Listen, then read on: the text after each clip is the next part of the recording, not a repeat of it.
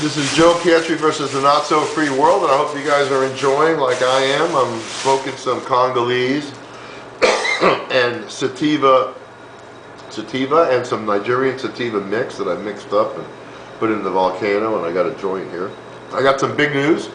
We're going to be doing a teaching in Portland, Oregon. It's going to be either the 17th or the 24th of March. The location has not been concreted yet, but will be by next video that I put out, next show.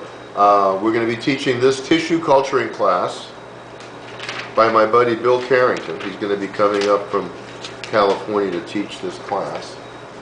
As you can see, these clones being grown in jars.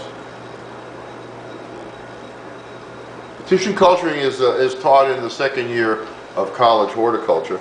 And I'll tell you the difference between how you're doing it today and tissue culturing. Mothers, you always have a shortage, one strain / mother, not always contaminant free, not cost effective. Cuttings can have a poor survival rate, use more light, water, and room, vulnerable to diseases, can only cut so many at a time. Seeds lack uniformity, especially if you buy Dutch ones. Use more light, water, and room, take longer to mature, and not always true to type. Tissue culturing, on the other hand, okay? Never a shortage of mothers. Use light, water, and room. Use less light, water, and room. Uniform plants, contaminant, virus-free plants, because you actually clean the virus out of your clone. You preserve plant genetics, less maintenance, can produce plants from stem, leaf, or callus. From a stem, leaf, or callus, I can produce 1 million plants. And brighter, fuller, up to 25% more resistant to disease. And as you can see in this picture, he's actually getting the clone started in a Petri dish. And you can keep a Petri dish in your closet in a trunk or in a dark space, and you can keep these genetics for generations and never lose them. I don't know how many times I've lost genetics or strains because, you know, I couldn't keep them all up.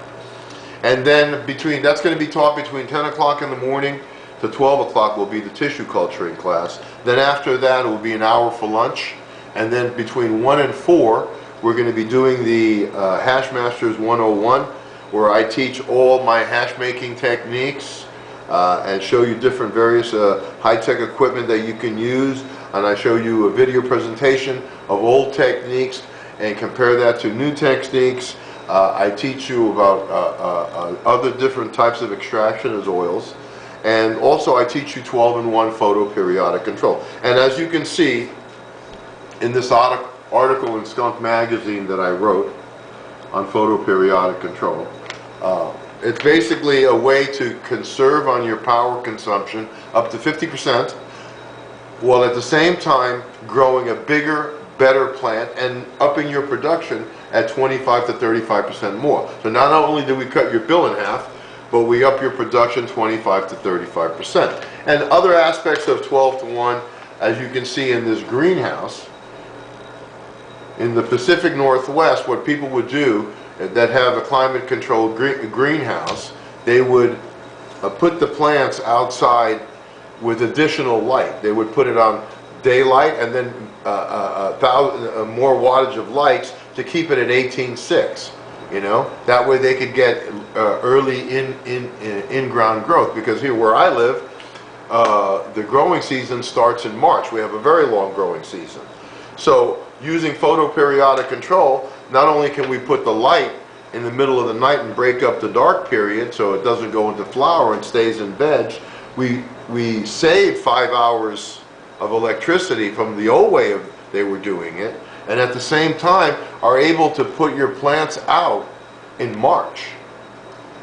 Now, yeah, of course you have to have a professional greenhouse like I do with a heater and stuff, because it's got to be kept at a certain temperature. And, you know, it's sometimes in March it's pretty cold here, so you know I like to keep my greenhouse at 70 degrees, so in the 70s. So I have that heater; it goes on automatically. So there's nothing better than an indoor a state-of-the-art climate-controlled greenhouse. Nothing indoor can compare to it, and nothing outdoor that can compare to it, because it's the best of both worlds. Okay, so I'll be teaching that, and then I'll also be teaching 12-in-1, and then I'll be talking about Dutch marketing fraud, and then I'll also be talking about my new book, which I'll talk about after this.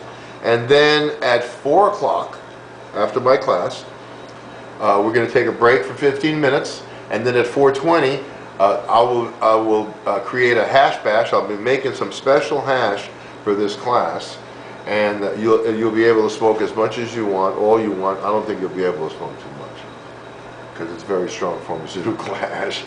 Last time I did that, I had about 30 or 40 people. They barely got through a gram. Anyway, and then I'll be introducing Origin Organics, the new seed company I'm involved in. Basically hothouse flowers, breeder's choice, and all their original genetics. Their lines are different than others. You can trace it back one step back to the original medicinal strains. So like their Pablo's Gold, which is a 72 cheese cut, original cheese, is bred into a Colombian Gold and then bred back into a Colombian Gold to stabilize. These are all stable strains that you can breed with. Some of them are inbred lines that you can buy from Colombia, from Colombian. The one black Colombian strain, I don't know if you were here in the 70s, but if you ever smoked that stuff, that's, you know, the one-hit wonder, no doubt. And so we're going to be offering these genetics here in the States to medical clubs and dispensaries. And at this event, we'll have a free sampling. We'll have a Purple Haze and Pablo's Gold and Cranberry Haze and a bunch of the different strains that they have for customers for patients to sample. And then we're going to be doing the Canamania, where there's an article or there's a poster at the end of this show, and I'll be speaking there, and I'll probably be doing the 12-in-1 class, and also talking about my new book, The 15-Ounce Pound.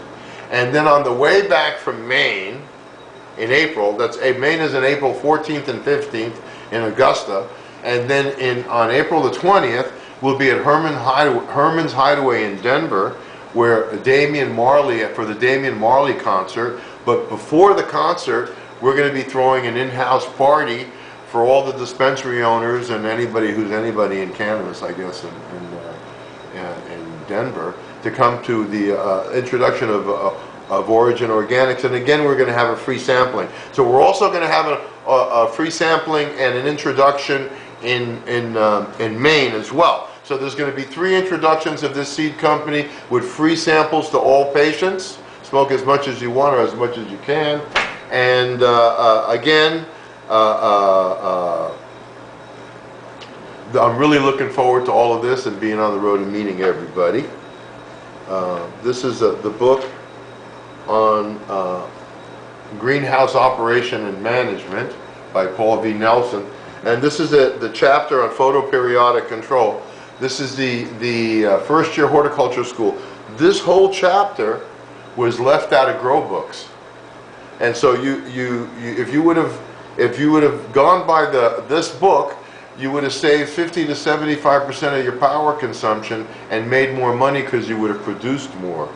But there were reasons for this to happen, that this happened. You know, you have idiots like Ed Rosenthal deciding what you should learn and what you shouldn't learn due to their profit margin. You were taught how to do clones when you should have been taught tissue culturing. You know, this shouldn't be anything new, tissue culturing. But they make more money selling cloning machines. You know, at Harborside, they have 1,000 cloning machines when all they needed was a little room, dark room that was antiseptic, you know, and clean, and they could have had millions of clones come out of there. You know, so this kind of misinformation, you know, this makes you spend more and grow less. What we teach is to grow more and spend less. And with that, Joe Pietri in the not-so-free world will go back to his African sativas.